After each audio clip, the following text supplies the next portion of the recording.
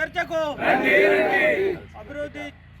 అభివృద్ధికి ఇటుక బట్టిల ఎమ్మెల్యే ఇందూరు అభివృద్ధికి ఇటుక బట్టిల ఎమ్మెల్యే ఇందూరు అభివృద్ధికి ఇటుక బట్టిల ఎమ్మెల్యే ఇందూరు అభివృద్ధికి ఇటుక బట్టిల ఎమ్మెల్యే ఇందూరు అభివృద్ధికి ఇటుక బట్టిల ఎమ్మెల్యే. నేను అడిగింది గల్ఫ్ అన్న ఆదుకునేందుకు ఏ రకంగా చేస్తున్నా అడిగినా. నేను అడిగింది నీళ్లు లేక పొలాలు ఎండుకపోతున్నాయి దాన్ని కాపాడమని అడిగినా. తప్పు అడిగినా నేను అడుగుతున్నాను. నన్ను తిడుతున్న నాయకులు, నన్ను తిడుతున్న వాళ్ళు మరి వాళ్ళే అన్నారు మీకు మా ఎమ్మెల్యే స్థాయా మేమన్నా. మరి వాళ్ళు లేరు, ఈయన లేడు, ఇద్దరూ లేరు. నేను ఇవాళ అడిగేదలుచుకుంది ఒకటి, ఆరోపణలు చేసే ముందు ఒక్కసారి ఆలోచించండి. ఇవ్వలడి చెప్తున్నా, గౌరవ ఇటుకబట్టిల ఎమ్మెల్యే భూపతి రెడ్డి గారికి మీరు అభివృద్ధి మీద ఈ కేంద్ర ప్రభుత్వానికి నేను ఈ ఫైల్ పంపించానని నాకు కుట్టి వాట్సాప్లో పెట్టండి.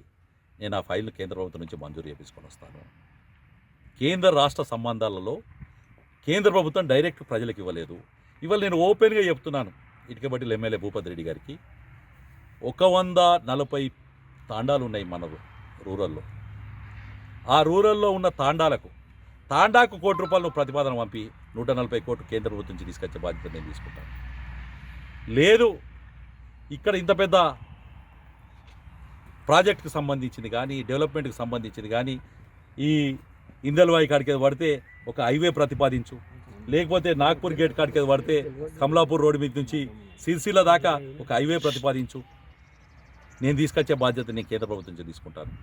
లేదు ఇడ సుద్దపల్లికెంచి రామడుగు మీదికెంచి భీమ్గల్ కాదు అటు మెట్పల్లి దాకా ఒక హైవే ప్రతిపాదించు, నేను తీసుకొచ్చే ప్రతిపాదన తీసుకొస్తాను. రైల్వే పెద్ద ఎత్తున ఏదైనా ప్రతిపాదన రైల్వేకి సంబంధించి ఉంటే ఇప్పటికే 100,000 కోట్లు పెడుతున్నాం. ఇక్కడ మాధవనగర్ రైల్వే ఫ్లైఓవర్ చేసినాం.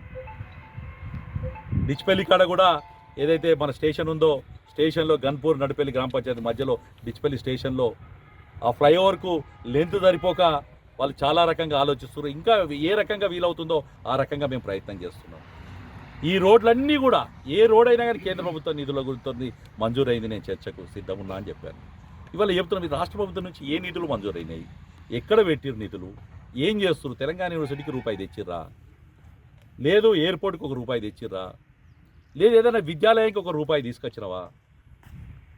దీని మీద చర్చ కరెక్ట్. ఇవాళ చర్చకు రాకపోవడం అంటే ఎమ్మెల్యే గారు వ్యక్తిగతంగా ఒప్పుకున్నట్టే, తాను చేసిన ఆరోపణలు వెనకకు తీసుకున్నట్టే అని చెప్పి నేను అనుకుంటున్నాను. తీసుకోవాల్సింది కూడా డిమాండ్ చేస్తున్నాను. గడుకోల దగ్గర ఆ బ్రిడ్జ్ ఇదయింది. ఇలా మేము అక్కడికే పోదాం అనుకున్నాం, ఇటుకబట్టిలని ఎందుకంటే ఈయన పేరే ఇటుకబట్టిల ఎమ్మెల్యేగా ఫేమస్ అయింది కాబట్టి ఇటుకబట్టిలకు వచ్చాం. నెక్స్ట్ వీక్ గురువారం రోజు గడుకోలకు వస్తాం, అక్కడికి కూడా రండి. కాంగ్రెస్ నాయకులకు వెల్కమ్ చెప్తున్నా. అన్నా మీరు రేపొద్దున స్థానిక సంస్థలు నిలబడబోతున్నారు. కొంతమంది మాట్లాడుతారు వ్యక్తిగతంగా అన్పార్లమెంట్ వార్డ్స్ మాట్లాడుతారు.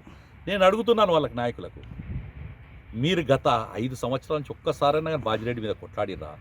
ఇలా మాట్లాడిన నాయకులు ఎవరైనా కానీ? ఒక మార్కెట్ కమిటీ చైర్మన్గా కూర్చున్న స్థాయి నాయకుడు మాట్లాడుతున్నాడు. ఉప్పగంగారెడ్డిని అడుగుతున్నాను నేను, ఎన్నడన్నా నువ్వు బాజిరెడ్డి మీద స్టేట్మెంట్ ఇచ్చినావా అని అడుగుతున్నాను నేను.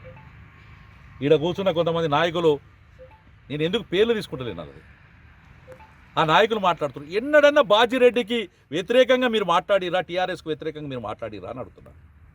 మాట్లాడింది, కొట్లాడింది అంతా భారతీయ జనతా పార్టీ. మీకేదో కిస్మత్ ఉండి మా ఇటుకబట్టిల ఎమ్మెల్యే గారు గెలిచారు. కానీ చాలామంది కాంగ్రెస్ నాయకులు నన్ను అడుగుతున్నారు, అన్నా నీ దగ్గర ₹1 కోటి లేకుండానావని, లేకపోతే మమ్మల్ని అడిగితే మేము ఇస్తుంటాం కదా, నిలబట్టి నువ్వు ఆ ₹1 కోటి వస్తే నువ్వే గెలుస్తుంటివి, గెలిస్తే ఈ అసమర్థత పరిపాలన ఇటుకబట్టిల ఎమ్మెల్యేని మేము ఎందుకు చూడాల్సి వస్తుండే అని చెప్పి అడుగుతున్నారు. ఇది బీజేపీ కార్యకర్తలు అడుగుతలేరు భూపతి రెడ్డి గారు, ఇది కాంగ్రెస్ కార్యకర్తలు అడుగుతున్నారు. ఇలా నీ కోటేసిన మునిపెల్లి, అరుగులు, లక్ష్మాపూరు, నారాయణపేట, జగనాన్పల్లి సాగునీరు లేక పైప్ లైన్ 6 నెలలు తీసుకొస్తానో నీ అసమర్థత వల్ల ఇంకా రాలేదని అడుగుతున్నారు. 1,00,000 ఎకరాలు సాగునీరు ఇస్తా అని చెప్పినావు, ఎండుకపోతున్నాయి, పంటలు ఎండుకపోతున్నాయి. దర్పల్లి, సిరికొండ ఏరియాల కళ్ళకి నీళ్లు తెచ్చుకొని రైతులు అడుగుతున్నారు. ఇవాళ ఇది అడుగుతుంది నేను కాదు, ఇదంతా కూడా మీ అసమర్థత వల్లనే వస్తుంది అని చెప్పాల్సి వచ్చింది. నేను కూడా సంవత్సరం దాకా మీలా ఎలాంటి ఆరోపణలు చేయాలి. గత ఎన్నికల ముందు కూడా నేను బాజిరెడ్డి గారి గురించి కూడా అన్పార్లమెంట్ వాడలేదు. ఇలా మీ నాయకులు మాట్లాడుతూ తడం చూసుకుందాం చేసుకుందాం, ఏది కొట్టాడా కుస్తీలా? నాకన్నా వేటోడని ఎక్కున్నాడా మీ దాంట్లో? నాకన్నా వెయిట్ ఎక్కున్నాడా? ఎందుకు పోయి గొడవలు ఎందుకు మనకు? నేను అభివృద్ధి గురించి మాట్లాడుతున్నా. రండి, ఇప్పటికీ చెప్తున్నాను, ఇప్పుడు కూడా ఒక్క కాంగ్రెస్ నాయకుడు తిడతలేను, ఒక్క టీఆర్ఎస్ నాయకుడు తిడతలేను.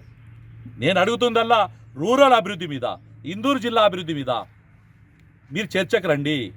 లేదు కలుద్దామంటే నేనే మీతో కలిసి వచ్చేదానికి సిద్ధంగా ఉన్నా.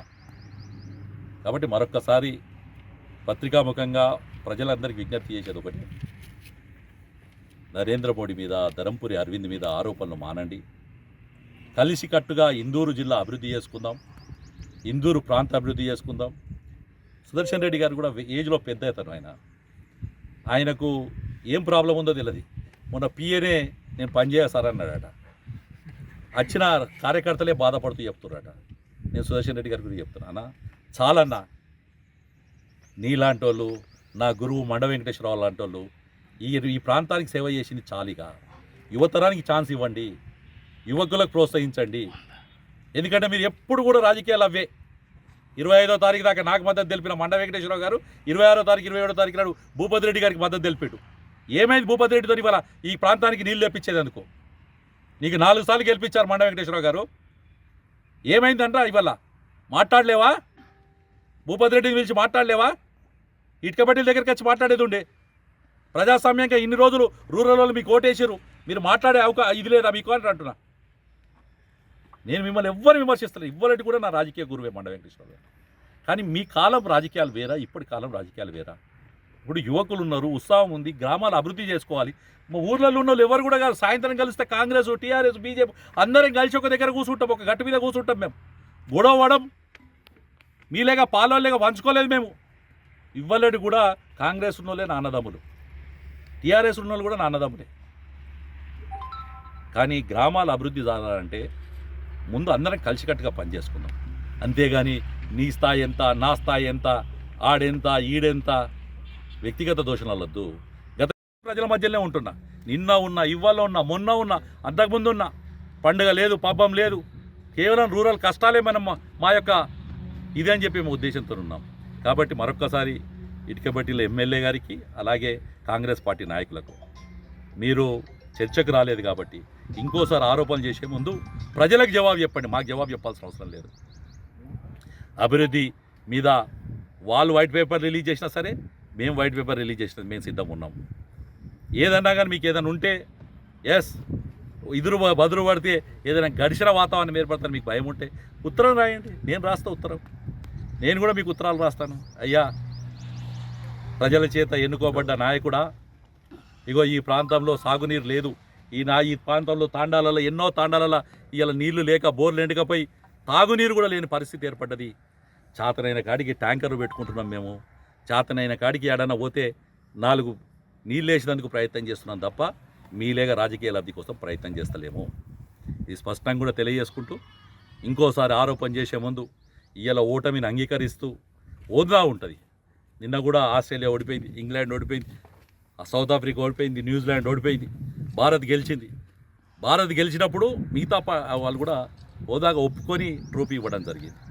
అట్లాగే పాకిస్తాన్ వాళ్ళేగా మీరు దుబాయ్లో ఆడిరు కాబట్టి గెలిచిరని చెప్పి కాంగ్రెస్ పార్టీ లొత్తిరిగి ఎత్తుకోకుండా ఒప్పుకోరి మేము చేసిన ఆరోపణలు పసలేదని, మీ ఆరోపణలు వ్యర్థమైనాయని, ధరంపురి అరవింద్, బీజేపీ, నరేంద్ర మోడీ 11 ఏళ్ళ నుంచి ఏం అభివృద్ధి చేసిండో ప్రతి ఒక్క విషయం కూడా నేను చెప్తాను. ఇవాళ ఫ్లైఓవర్ కానీ, అలాగే మిగతా బ్రిడ్జెస్ కానీ, సర్వీస్ రోడ్లు కానీ అన్నీ కూడా నిత్యం కూడా భారతీయ జనతా పార్టీ ప్రజాసేవ చేసేందుకే ఉంది. కాబట్టి మరొక్కసారి కాంగ్రెస్ నాయకులకు, గౌరవ ఇటుకబట్టిల ఎమ్మెల్యే గారికి నేను విజ్ఞప్తి చేస్తున్నాను, మీకు ఇటుకబట్టిల మీద ఉన్న ప్రేమ రూరల్ ప్రజల మీద చూపిమని మనస్ఫూర్తిగా కోరుకుంటూ, మరొక్కసారి ఇక్కడికి విచ్చేసిన ప్రతి ఒక్కరికి కూడా ధన్యవాదాలు తెలియజేసుకుంటూ, ఎండిపోయిన పంటలకు నష్టపరిహారం ఇవ్వమని జిల్లా కలెక్టర్ కోరగానే పాపం తెల్లారే కలెక్టర్ గారు వెళ్ళారు.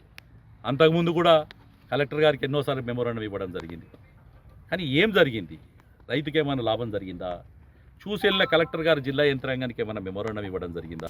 లేటెస్ట్ న్యూస్ తెలుగు మరియు ఇంగ్లీష్ అప్డేట్స్ కోసం ఇప్పుడే క్యూన్యూస్ అఫీషియల్ యాప్ని ప్లే స్టోర్ నుండి డౌన్లోడ్ చేసుకోండి. సరికొత్త సమాచారాల కోసం క్యూన్యూస్ వెబ్సైట్ని ఫాలో అవ్వండి. ఛానల్లో ప్రాంతీయ, జాతీయ, అంతర్జాతీయ వార్తలు వీక్షించండి.